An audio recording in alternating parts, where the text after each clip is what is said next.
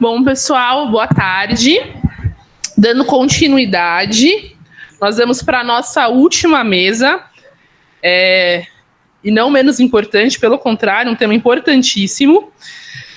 O assunto é como desmistificar os cuidados paliativos para a sociedade. Então, os nossos 3 palestrantes, eles estarão de forma remota, porque eles estão em outros estados da federação nesse momento. Então, já vou apresentar os 3, porque eles farão na sequência. Então, cada um terá 20 minutos de fala e depois nós faremos uma discussão final. Então, a primeira palestrante é a Juliane Canque Dantas. A Juliana é jornalista, diretora de comunicação do Movimento Infinito e diretora do Instituto Ana Michele Soares. O segundo palestrante é o Tom Almeida. Ele é fundador do Movimento Infinito e presidente do Instituto Ana Michele Soares. É também diretor do Death Over Diner Brasil, idealizador do Festival Infinito, o Cineclube da Morte, A Morte no Jantar, Jornada Eduardo Alferes de Cuidados Paliativos, podcast Conversas Sinceras, colunista do podcast Infinitude e coautor de diversos livros. A nossa terceira palestrante é a Maria Paula Bandeira. Ela é advogada, ela é especialista em direito público, paciente com câncer de mama metastático, idealizadora do Instagram Lenço do Dia e membro fundadora do Instituto Ana Michele Soares. Muito obrigada pela presença no nosso evento. Por favor, Juliana. Oi, gente. Boa tarde, tudo bem? Já peço desculpas aqui pela luz, que eu e o Tom, a gente está em Porto Alegre. Como vocês podem ver, os quartos são iguais, inclusive, para um evento de cuidados paliativos. Eu não tenho luz boa aqui, então, assim, vamos que vamos. Queria começar agradecendo pelo convite. Estou contente de estar aqui, e o line-up desse evento todo estrelado, então, obrigada por me chamarem também. Eu tenho a dura missão de falar de comunicação e cuidados paliativos, né, como é que a gente dialoga com a sociedade. E aí eu queria começar contando 2 historinhas que, para mim, ilustram bastante como a gente está se comunicando mal. Então, é bem comum entrarem em contato comigo e perguntarem onde que tem cuidados paliativos, porque fulano está assim, meu tio está assado, o que eu faço, estou preocupada e tal. E numa dessas, foi uma amiga de um familiar, de uma pessoa que estava muito próxima da terminalidade e nunca havia recebido cuidados paliativos. E era num hospital top de linha na Zona Sul de São Paulo, hotelaria A, etc. E aí ela me perguntou sobre os cuidados paliativos, eu expliquei o que daria para fazer e tal, que já, sim, era necessário, na verdade, desde o diagnóstico, né, mas a paciente estava na terminalidade. E aí saiu de mim, foi para essa minha amiga, dessa minha amiga foi para o irmão da paciente, e quando levou para a equipe, para a médica que estava cuidando dessa mulher, ela falou: não, cuidado paliativo não funciona, é coisa para, ela quis dizer assim, meio tipo bicho grilo, assim, como se fosse uma coisa não cientificamente comprovada, enfim. Tempos depois, essa paciente morreu, e morreu mal, sem assistência dos cuidados paliativos, e foi pouquíssimo tempo depois. Historinha 2. Uma amiga minha, mais ou menos nessa época do ano, faz uns 2, 3 anos essa história, ela falou: Ju, meu padrinho tá com câncer assim, assado, ele já não consegue dormir na cama, faz 2 noites que ele tá dormindo no sofá, porque ele tá com muita dor, e adiaram a consulta dele, e na ouvidoria disseram que eles não podem fazer nada, tem que esperar realmente a consulta para daqui a 1 mês. Isso no hospital público da rede do Estado, que tem um excelente serviço de cuidados paliativos. E o outro hospital particular que eu estava falando também tem. Não conheço o serviço de lá, mas esse do Estado eu conheço e é excelente.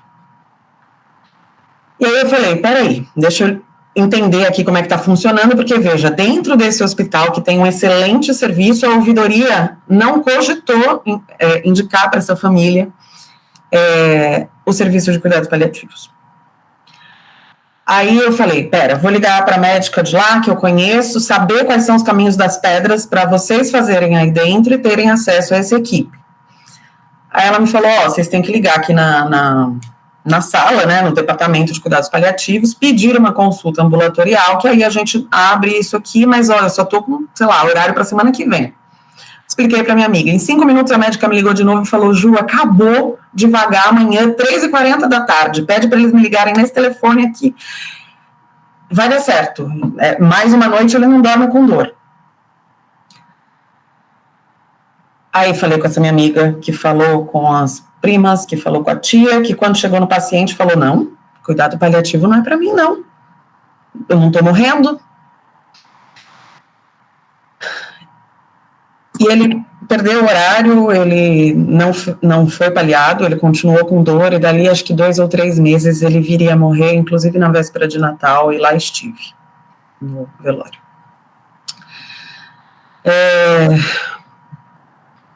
O que eu entendo, né, dessas duas histórias? Num caso, a gente estava falando de um hospital top de linha, no outro a gente estava falando de um hospital do estado. Num caso, o gargalo foi a equipe de saúde. No outro caso, foi o próprio paciente. As dores que estavam postas ali eram flagrantes. Ninguém estava dizendo que a gente ia abandoná-los. Pelo contrário, né? Que a gente ia cuidar mais deles. E dessas duas figuras, tanto o profissional de saúde quanto do paciente, toda a cadeia que estava dando certo por acaso, porque o sistema não estava facilitando esse acontecimento, é como se eles tivessem morrido na praia, né? Eles estavam muito perto de serem bem cuidados, e eles morreram na praia. E aí me parece que, quando a gente fala de cuidados paliativos, a gente está oferecendo,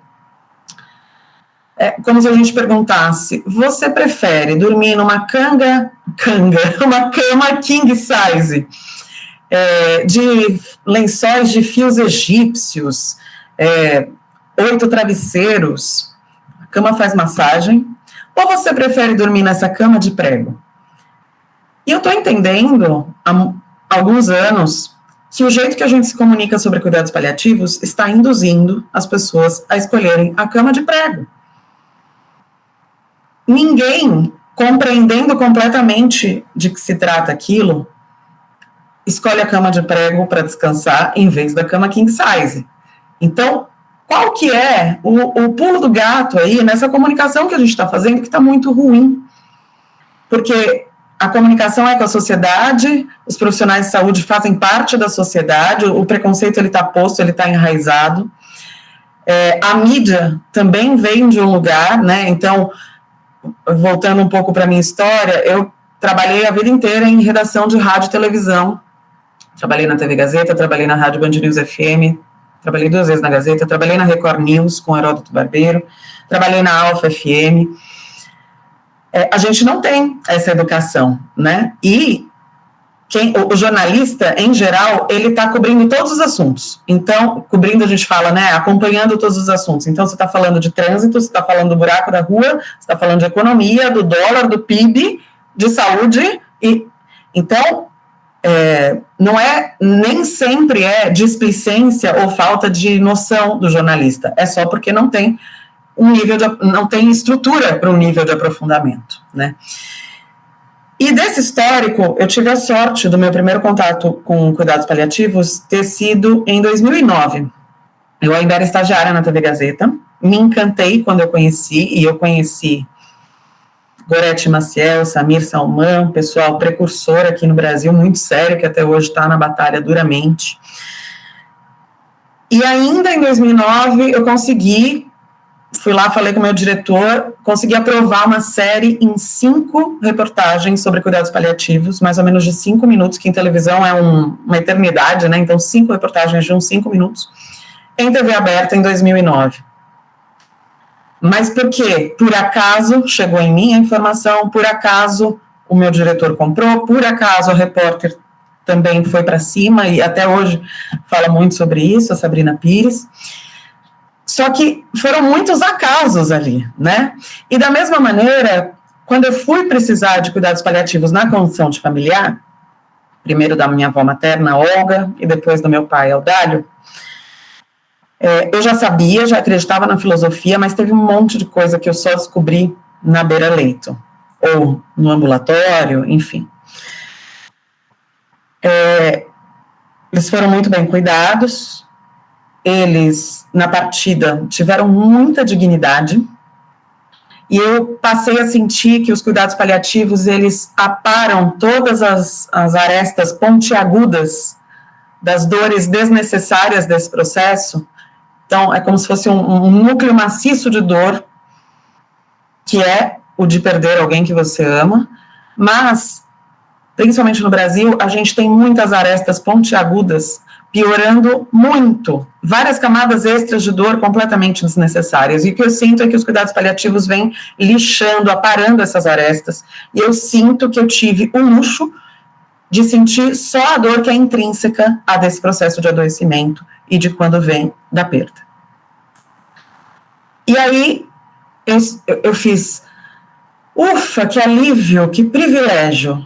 Deu 2 segundos e eu fiz, privilégio, que faniquito, só eu e uma meia dúzia temos acesso a isso aqui no Brasil. E aí eu falei, eu sou jornalista, eu preciso falar sobre isso, deu um desespero, um trator interno, e eu fui mudando minha carreira para falar sobre cuidados paliativos. No meio do caminho conheci a Ana Mi, também jornalista, ela falou, você precisa conhecer o Tom Almeida, também comunicador, de lá para cá nunca mais nos largamos, e eu fui fazer o que dava para fazer. Fiz um podcast que chama Finitude, que saí dele tem uns 2 anos quase, hoje faço conversas sinceras com o Tom, e tem uma interlocução de bastidor, de articulação com várias redações de rádio, TV, jornal, site. Eu e o Tom, a gente publica reportagens, artigos, bastante recentemente, inclusive na revista Veja, faz alguns meses que a gente tem essa interlocução, e a gente acredita nessa ampliação de tentáculos de comunicação, e comunicação não é só jornal e revista, pode ser cinema. Então, eu estou no meu 2º documentário como roteirista, esse último fiz com o Tom também, um documentário que chama Uma Boa Notícia, que é mostrando o funcionamento da equipe de cuidados paliativos do Hospital AC Camargo. E como o Tom sempre fala, a gente faz diferentes convites, né? Como é que é essa comunicação? Então, bom, eu não topo falar sobre isso, mas se for um filme, eu topo assistir. Putz, não quero ver um filme, mas tem o Jantar da Morte que o Tom faz, que é super bacana, isso para mim é legal. Então, a comunicação, quando a gente fala, é muito maior do que a mídia em si, e inclui fortemente a mídia. Então, o convite que eu quero fazer para a gente refletir é como estamos nos comunicando sobre cuidados paliativos? Qual é o peso que a gente compreende que as palavras têm? Afinar esse vocabulário não é perfumaria, não é luxo, né? A gente falar, bater nas teclas de que cuidados paliativos devem ser oferecidos no momento do diagnóstico de uma doença ameaçadora de vida, de que cuidados paliativos não são abandono terapêutico, não são para quando não há nada mais a se fazer. E começar a fazer esse treino de missão mesmo, de espalhar o que são. Né? Eu costumo falar que se o farol fechar na rua e eu achar outro pedestre, eu já falo, você tem 1 minuto para a palavra dos cuidados paliativos, porque assim, é direito nosso saber. E as pessoas estão recusando esse direito de serem bem cuidadas, porque não têm acesso à informação. E quando a gente fala de adoecimento ou de fim de vida, a gente está falando de necessidade de autonomia, que é o que a gente acredita muito em cuidados paliativos, em decisão compartilhada, em autonomia. Só que a autonomia só é real quando a gente tem informação, quando a gente tem todas as cartas em cima da mesa, senão é capaz que a gente tome decisões em falso e escolha a cama de prego para descansar quando a gente está cansado.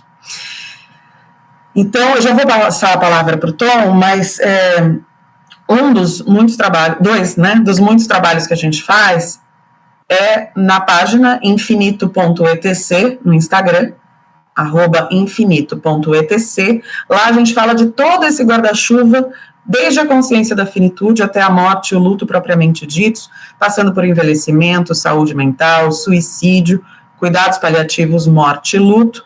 E aí, a nossa missão estrita de cuidados paliativos, que o Tom vai falar já já, é o Instituto Ana Michele Soares, que é a página @paliativas, que é a página que o Tom herdou da Ana Mi, quando ela estava partindo, ela passou a página para ele, e ele teve a ideia depois de criar esse instituto em que estamos. Então, nas duas páginas, a gente trabalha com informação e acolhimento. Então, a gente quer convidá-los a usar os conteúdos que a gente fornece como aberturas de conversas, né? Como é que a gente pode falar mais e melhor sobre cuidados paliativos, como é que a gente pode ajudar as pessoas a não escolherem a cama de prego. Obrigada, gente.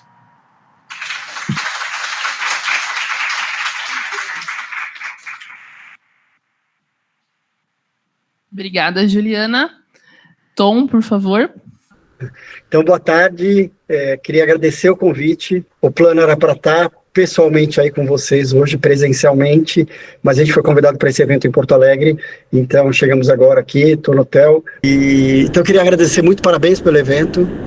Obrigado para todo mundo que está participando presencialmente, virtualmente.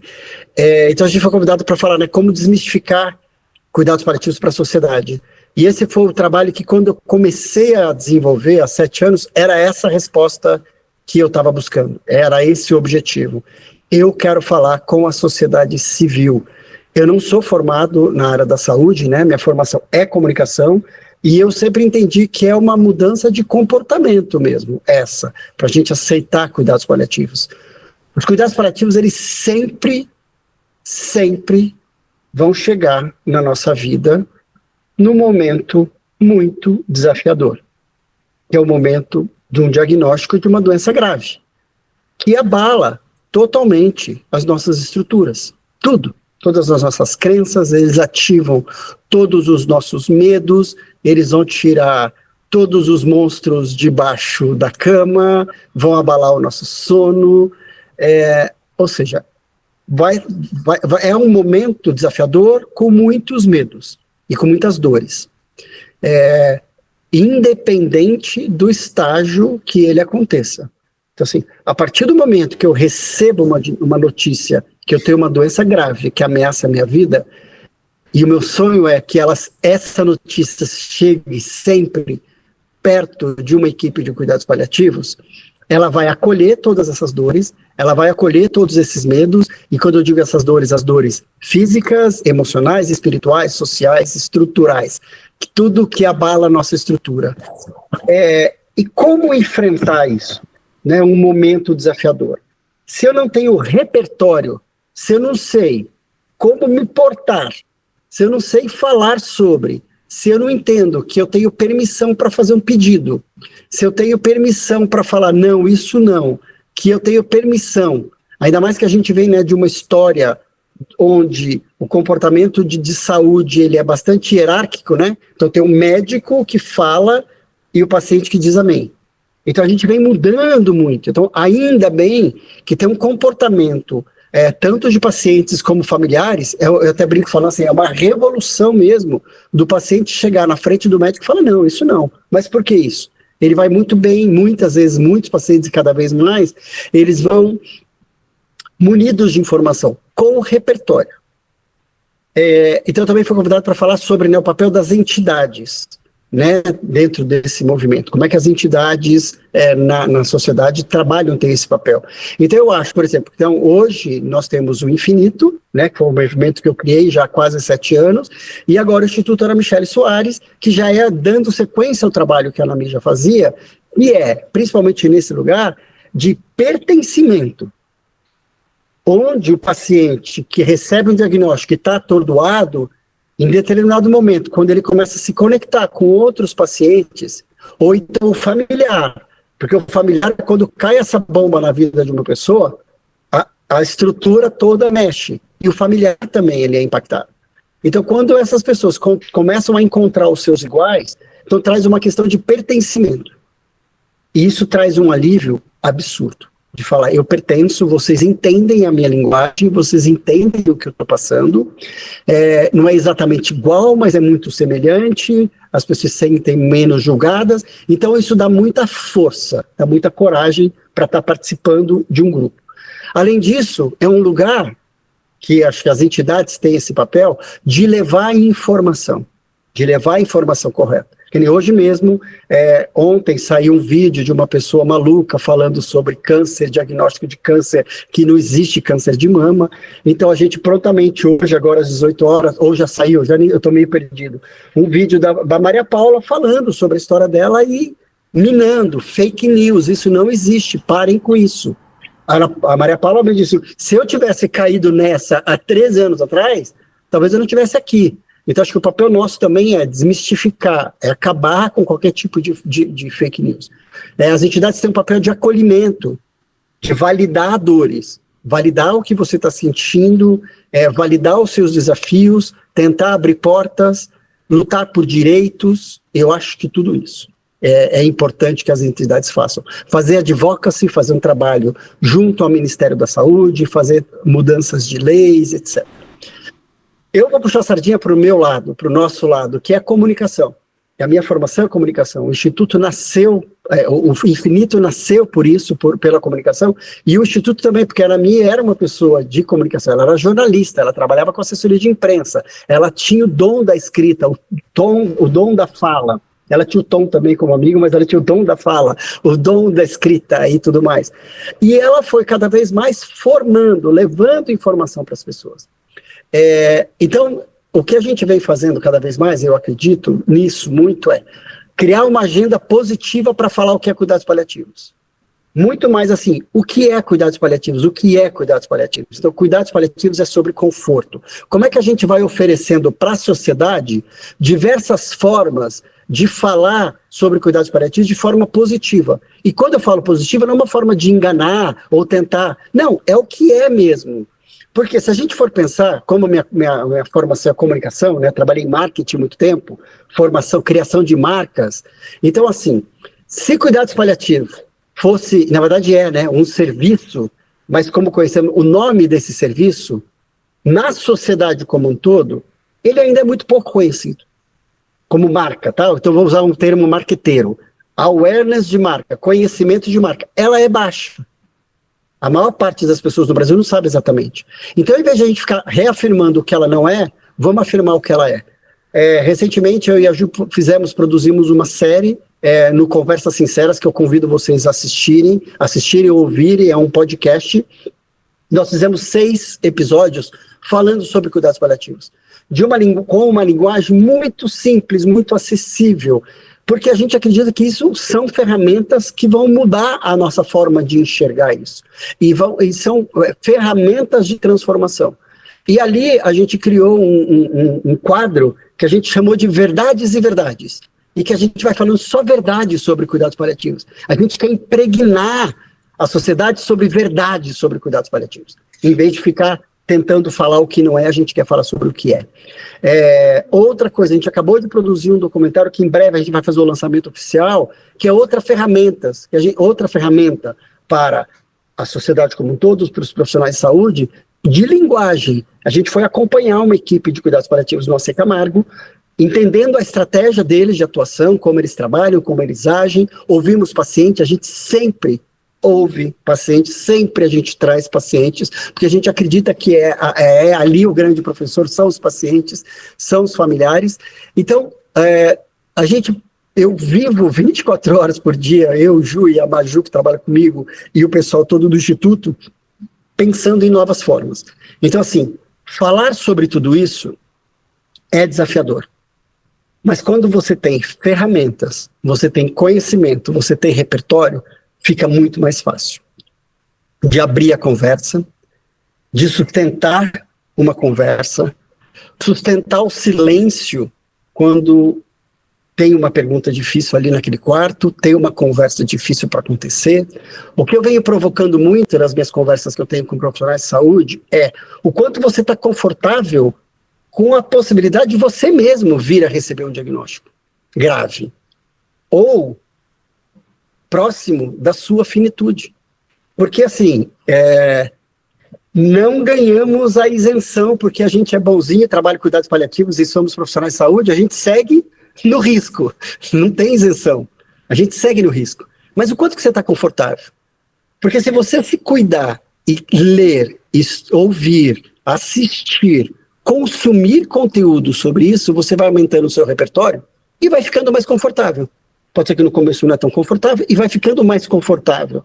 Convido vocês a assistirem um documentário que está no Netflix chamado A Partida Final. Eu não sei se vocês já viram. Ali mostra, que eu como eu estava viajando, eu resolvi não compartilhar nada, mas eu uso um trecho de uma fala do médico BJ Miller, onde ele está tendo uma conversa com a paciente de uma forma muito confortável. E eu provoco os profissionais que estão ouvindo. Você conseguiria ter essa conversa? Talvez tecnicamente sim, mas com esse conforto, com essa acolhendo, tipo, se alguém vai estar desconfortável aqui, vai ser o paciente, porque ele que acabou de receber esse diagnóstico. Então, acho que tem uma tarefa de casa para todos os profissionais de saúde. Como que eu fico confortável para conversar com isso? E quando eu estou falando estar confortável, não tem a ver com não se afetar ou desrespeitar aquela dor, aquele desafio. Mas assim, quem tem direito a estar desconfortável aqui é você, paciente, é você, familiar. Eu vou acolher o seu desconforto e vou falar da forma mais honesta possível. E vou falar até onde você precisar. Então, assim, o nosso papel para mudar, para desmistificar os cuidados paliativos na sociedade é infiltrando, levando essa palavra do que é cuidados paliativos e ensinando por diferentes formas. Então a gente faz através de uma infinidade de posts no Instagram, através de uma infinidade de artigos que a gente vai tentando emplacar em diferentes mídias. A gente faz através de eventos. A gente fez esse ano um Cineclube Paliativo, que é um evento que a gente fez no cinema com o Dr. Drauzio Varela, de assistir um filme e conversar com a sociedade, podcasts, mesa-casts, entrevistas, palestras, esse documentário que a gente produziu, que já estamos pensando no longa no ano que vem. Então, assim, dessa forma a gente vai desmistificar. Né? Porque, ou seja, tem algo nebuloso que eu não sei o que é e cercado de medo. O nosso papel é limpar, tirar essa nuvem, essa coisa toda embaçada e convidar as pessoas para a conversa. Tanto é que cuidados, o infinito, a gente desde o início a gente se propôs a promover conversas sinceras sobre viver e morrer.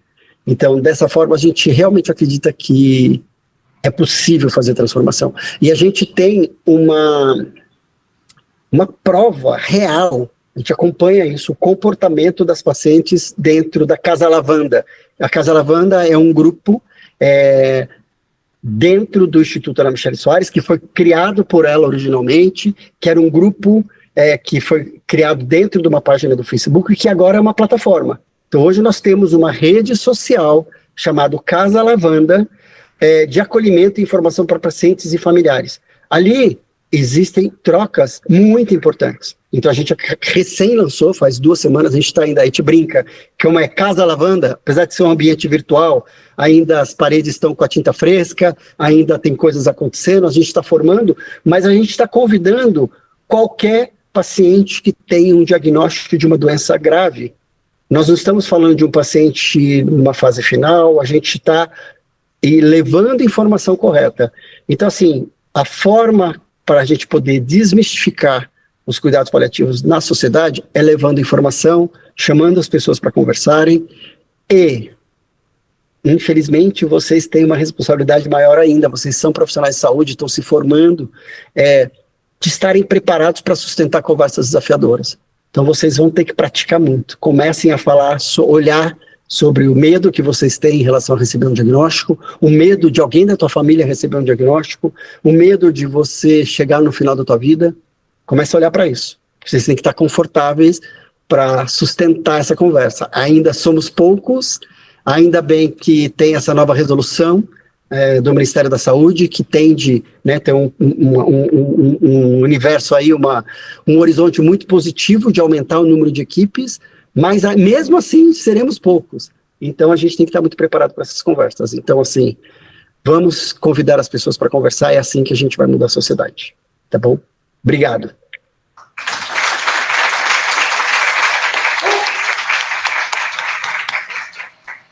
Muito obrigada, Tom. Agora eu gostaria de chamar a Maria Paula.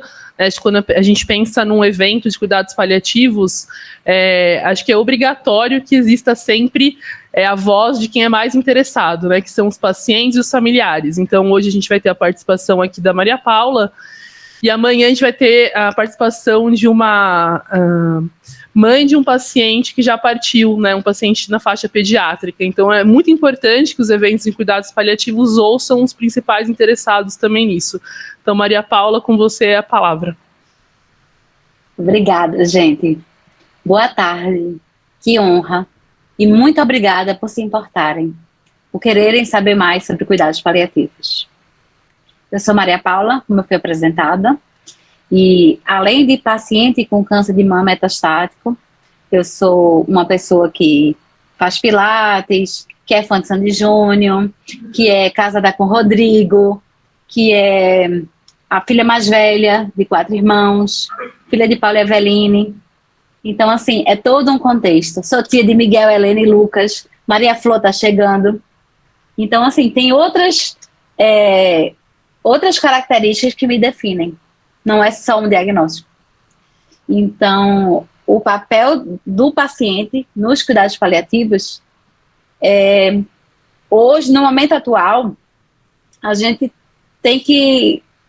se obriga a falar com os profissionais de saúde que nos atendam da melhor forma possível, que nos encaminhem para os melhores profissionais possíveis. Então, a gente faz uso não só do médico, mas do psicólogo, do nutricionista, do terapeuta ocupacional, do fisioterapeuta, que mais? É uma equipe multidisciplinar. Então, a gente não está no mundo oncológico porque quer. A gente foi inserido nesse mundo. E eu fui inserida há 13 anos. E apesar de, no começo, a doença que eu tenho, que é câncer de mama metastático, no começo era só câncer de mama localizado. Então, tinha intuito curativo. Hoje, tem intuito de tratamento contínuo, né? Tratamento paliativo, que não é o cuidado paliativo. Então, para mim, tem sido importante ver que tem pessoas que se importam, por mais que seja o começo, por mais que seja poucas pessoas. Então, eu fico... Quando eu fui inserida nesse mundo oncológico, eu sabia muito pouco sobre cuidados paliativos. Na verdade, eu nunca tinha ouvido falar sobre isso.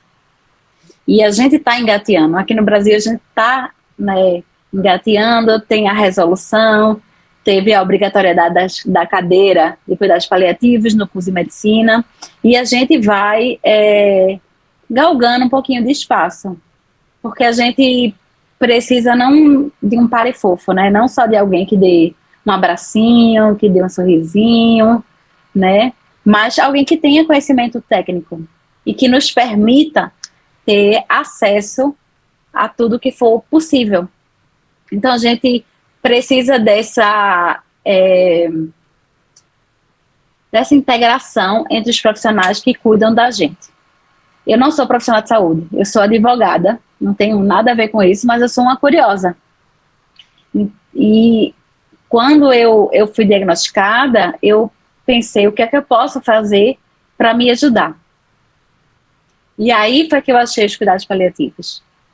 Mas, como paciente, eu procurei. Eu não fui apresentada a eles por nenhum profissional de saúde. Então, para mim, é importante isso. Porque a gente chega para o profissional de saúde num estágio de muita vulnerabilidade. De extrema vulnerabilidade. Né, de desconforto, como o Tom falou. Né, qualquer diagnóstico de doença grave nos traz esse desconforto. Porque tudo vai contra aquilo que a gente planejou. Tudo. Eu tinha 24 anos quando eu fui diagnosticada com câncer de mama. Hoje eu tenho 38.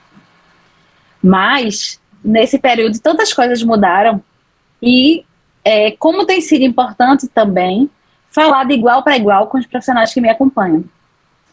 Mas eu tenho ciência de que muita gente, quando é diagnosticada, não pode debater com os profissionais de saúde por falta de informação, por falta desse conhecimento, né? Não somente da doença, mas também de como ela precisa ser cuidada, como ela quer ser cuidada. Eu costumo falar que a gente não é só um órgão doente, né? A gente é uma pessoa num contexto com muitas circunstâncias, e a gente não é somente o amor da vida de alguém. A gente é alguém que ama, alguém que deseja, alguém que quer. Então, o que é importante para mim? Né? Então, assim, eu procuro ser o mais transparente possível com os profissionais que me acompanham. Mas, como eu falei, muitas vezes o paciente não vai fazer isso, porque não sabe. E a gente precisa dessa reciprocidade dos profissionais de saúde. A gente precisa que os profissionais de saúde, né, deem a informação correta e nos acolham. E cuidem da gente da melhor forma possível. Então, eu faço parte, né, do Instituto Ana Michele Soares, da Casa Lavanda. Cada vez mais eu fico mais empoderada e eu posso debater com os profissionais de saúde, né? Então, eu bebo dessa fonte com muita informação de qualidade, muita novidade, muito acolhimento. Mas é isso, né? A gente não quer só esse abracinho, a gente quer conhecimento técnico. A gente precisa. E como sociedade, a gente é influenciado pelos meios de comunicação. Porque a gente também bebe, né, dos jornais, das revistas, dos sites. Então, a gente costuma achar que cuidados paliativos são a gambiarra ou são para quem está morrendo. Mas eles são também para quem está morrendo, para que morra o mais confortável possível. Mas, além disso, é para que viva o mais confortável possível. Então, o tratamento da minha doença base, que é o câncer de mama, a gente está finalizando o Outubro Rosa, ele anda de mãos dadas com os cuidados paliativos. Hoje de manhã, inclusive, eu estava fazendo quimioterapia. Então, assim, são os cuidados paliativos que me permitem estar, por exemplo, nesse evento virtual. Porque ninguém é feliz com dor, ninguém é feliz com enjoo, ninguém é feliz com nada, né, que incomode. Mas que a gente sempre possa, né, ter essa possibilidade de falar com quem cuida da gente sobre o que é importante para a gente. Para mim, é super importante, por exemplo, estar com pessoas que gostem de falar de cuidados paliativos. É muito importante para mim comer uma comida gostosa, fazer as unhas, me maquiar, brincar com os meus sobrinhos, viajar. Então, a gente vai além disso, vai de doença, vai além de doença. A gente é detentor também de alma, de coração, de desejos, de vontades. E eu acho que essas histórias que a Juliana falou vêm desse desconhecimento, tanto dos profissionais de saúde como dos pacientes. E aí, sem esse tipo de conhecimento, a gente não consegue, né, escolher a cama king size. A gente tem que escolher a cama de pregos. Então, muitas vezes, eu recebo perguntas, mas você ainda está fazendo quimioterapia? Eu não tenho mais nenhuma metástase ativa no corpo. Tudo é inativo. Mas muitas pessoas perguntam isso. Está fazendo quimioterapia ainda? Ou a sua quimio é fraca, né? Porque não cai o cabelo. Enfim, tem tanto desconhecimento que eu sei que isso chega também às pessoas, aos pacientes que não têm nenhum acesso a cuidados paliativos.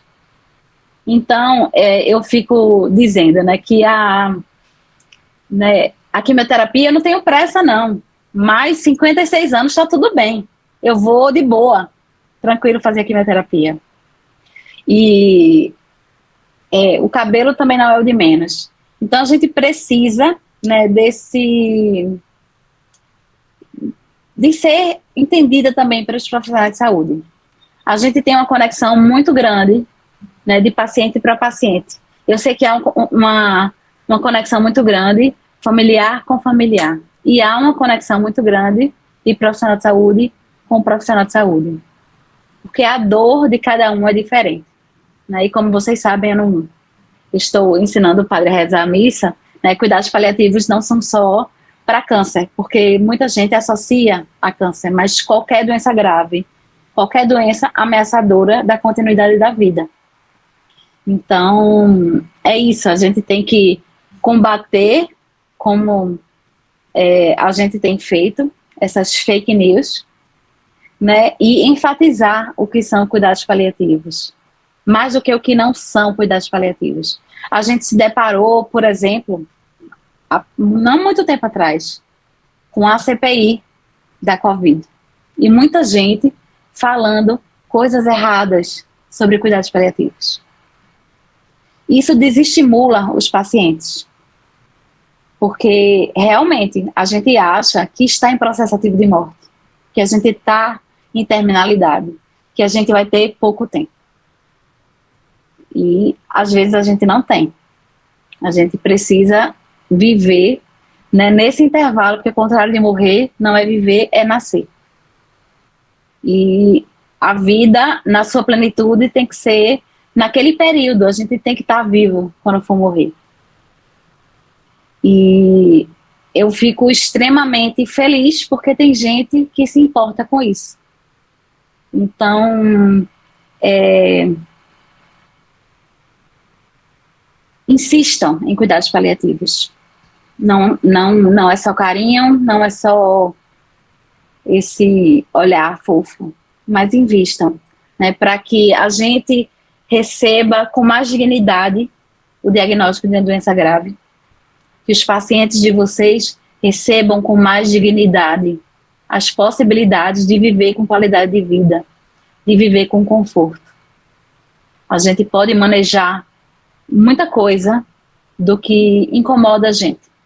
Por exemplo, eu consigo, com os profissionais de saúde que me acompanham, manejar o enjoo, ou a fadiga, ou a diarreia, e assim, ou mesmo a data da quimioterapia, porque às vezes é muito importante para mim viajar, ou estar com meus sobrinhos, e eles não moram aqui, moram longe.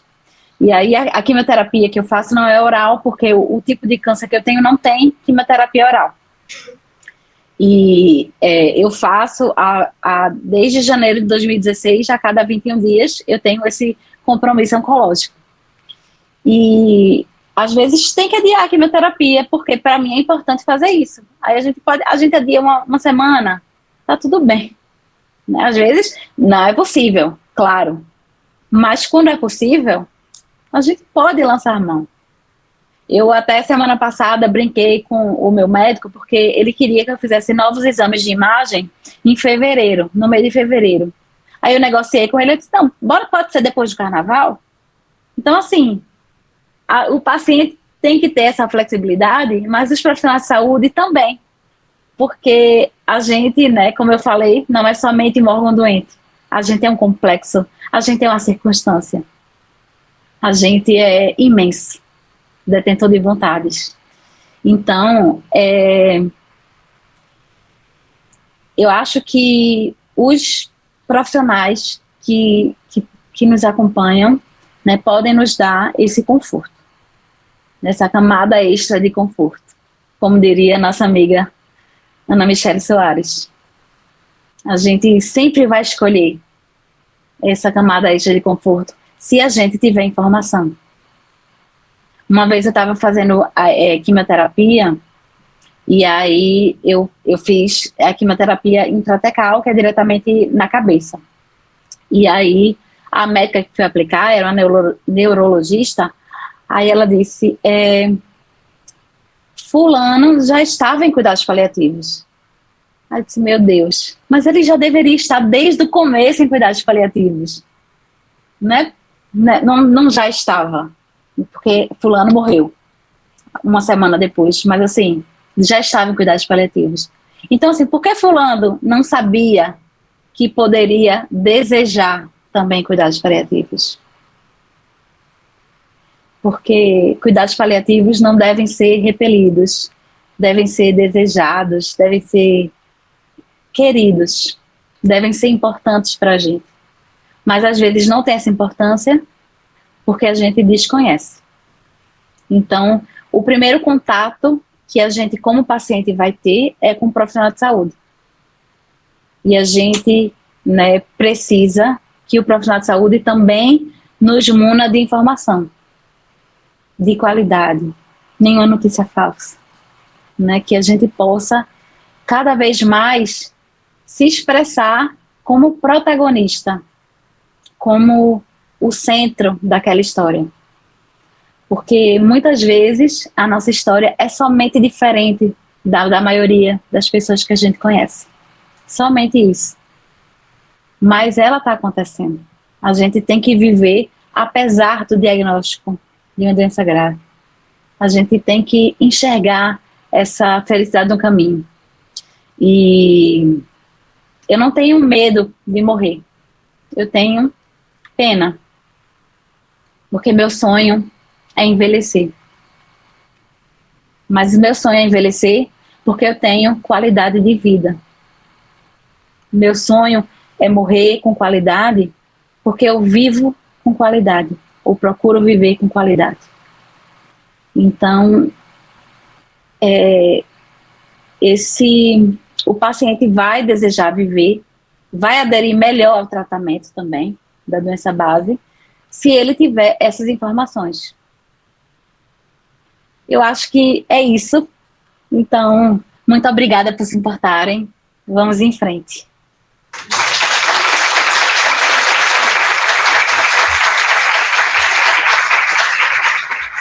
Realmente. Maria Paula, muito obrigada pela sua fala emocionante, linda fala e importante.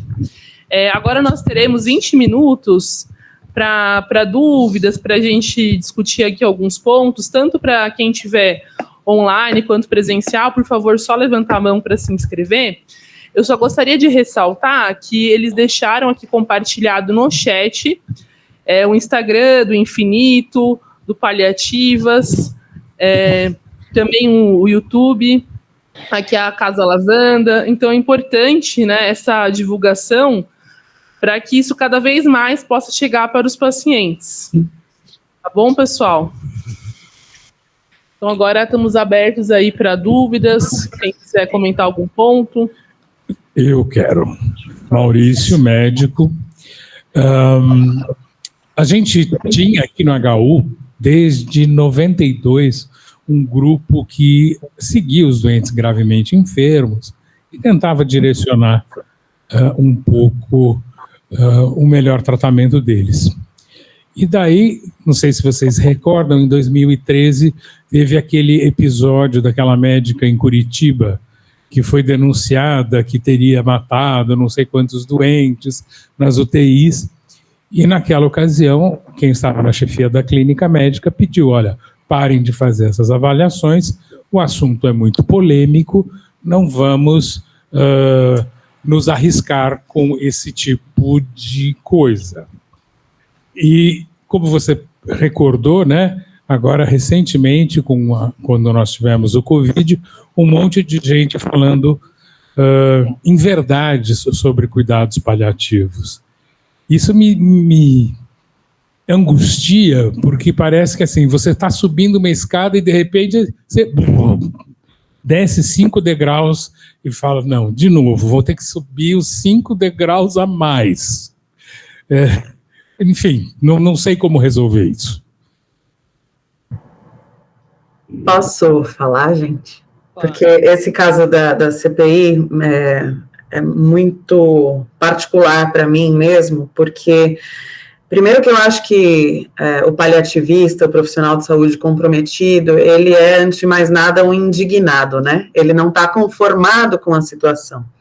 Então, o que fazemos aqui, todos nós desse lado e daí, enfim, é tentar mudar as coisas porque a gente não está satisfeito, né, com como as coisas estão. Então, nesse episódio específico da CPI, eu já não estava mais trabalhando em redação, eu já estava fazendo minha transição de carreira, hoje já faz quase 2 anos que eu só trabalho nesse nicho. E nesse trabalho específico, aliás, nesse episódio específico da CPI, eu falei diariamente com o repórter da Globo News, que no jornalismo a gente fala que é um furo de reportagem, né, que é o cara que revelou a história da Prevent Senior.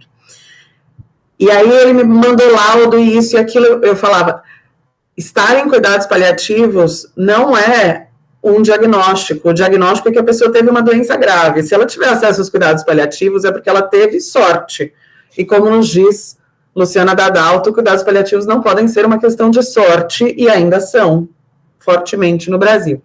Então, aquele trabalho de interlocução de bastidor que eu estava falando antes, né? Então, eu fiz com a mídia, como ainda faço quase que diariamente, e com o Congresso. Então, eu usei as minhas fontes, que a gente fala, né? Os entrevistados e tal, para chegar aos parlamentares da CPI.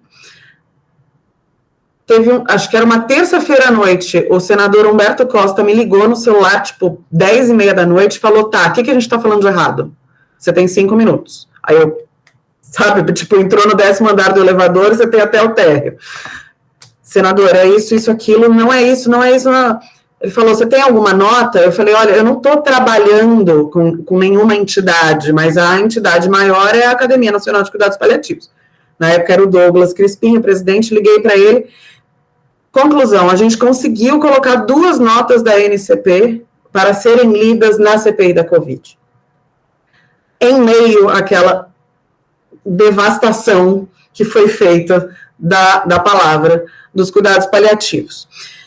E por que eu estou falando isso? Porque ali eu estava completamente civil, eu não estava trabalhando como jornalista, eu não estava trabalhando no Congresso como assessora parlamentar, nada disso, mas eu estava muito indignada. E quando eu estou com raiva, vai melhor até, entendeu? Então, assim, eu escrevo melhor com raiva, eu vou para cima, e é uma raiva positiva, a raiva de mobilização. Então, esse foi um caminho que, dentro do meu repertório, fez sentido. Mas eu acredito que cada um de nós tem um tipo de caminho que faz sentido. Seguir e batalhar e usar essa raiva positiva, essa indignação para a gente ir transformando desde microcosmos até macro.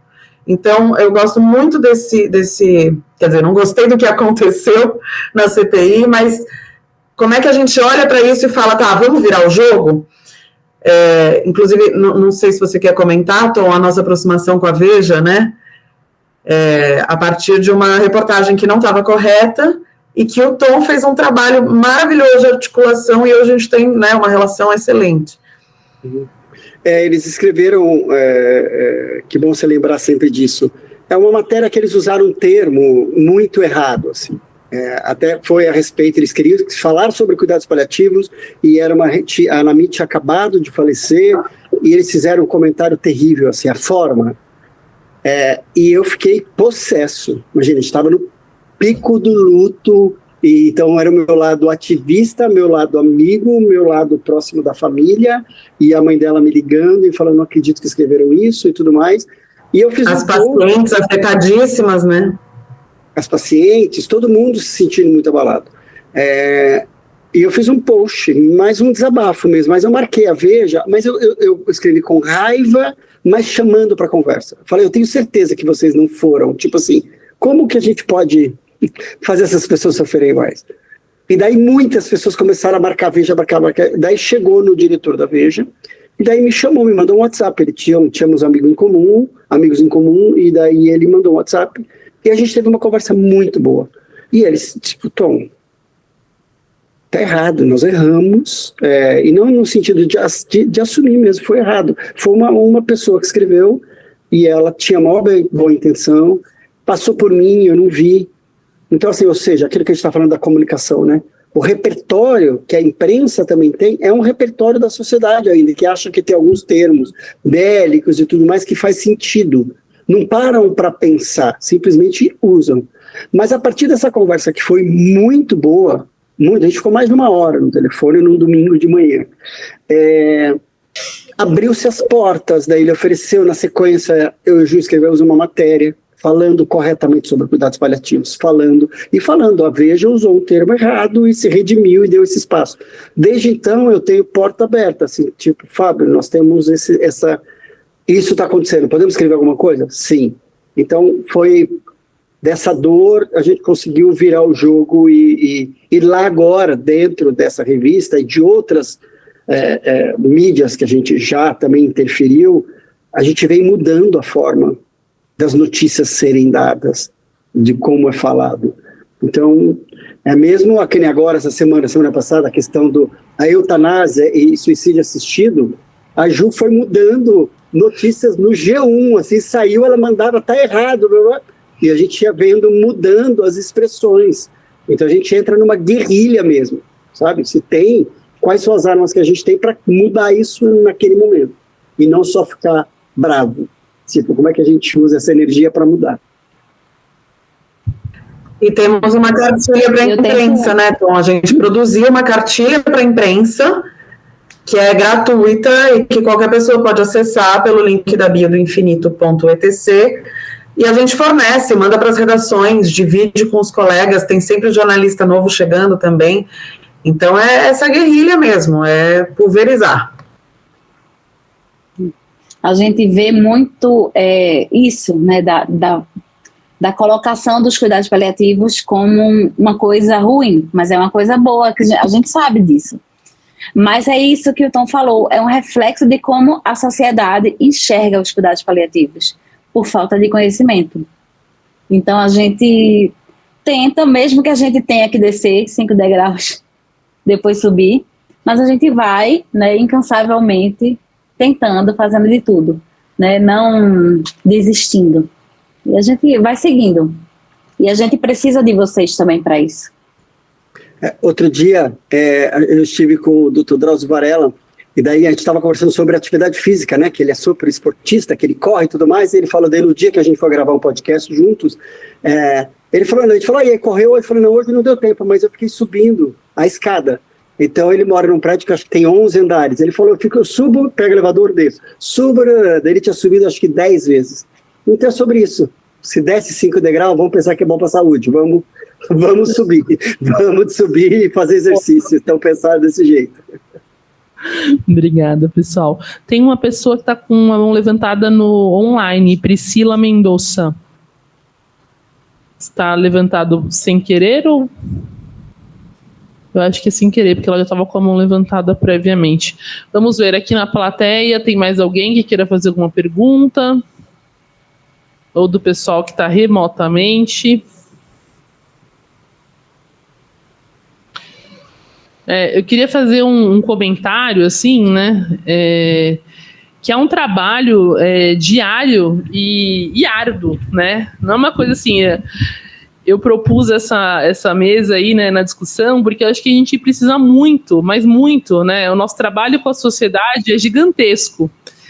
E saiu uma matéria aí no Fantástico, né, como vocês sabem, recentemente. Foi interessante, hoje a professora Maria Júlia Paz estava aqui de manhã, e ela falou, nossa, eu não achei que eu ia viver para ver isso. Então, a gente está vendo, e cada vez mais vendo, né? Só que não é da noite para o dia. Eu estava conversando também com o Douglas Crispim, né, ontem. O Douglas é da minha turma de paliativos, né, a gente fez junto, né, a formação.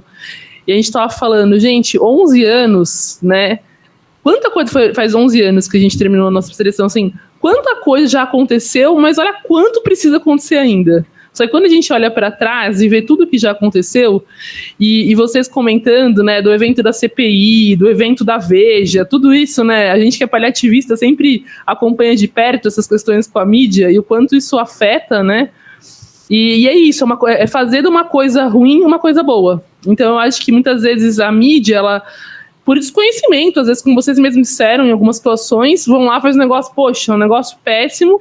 E aí, não, então vamos pegar essa situação péssima e vamos fazer disso uma coisa boa. Então, na CPI, a gente viu isso acontecendo, com essa matéria da Veja, né, após a morte da Ana Mi, também a gente viu. Então, acho que é esse trabalho, né, do dia a dia, e eu acompanho, né, a Maria Paula, tive o prazer de conhecer hoje, né, só conversamos por WhatsApp, mas o trabalho da Juliana e do Tom já acompanho há vários anos, e é isso, é um trabalho que, muito importante, só cresce.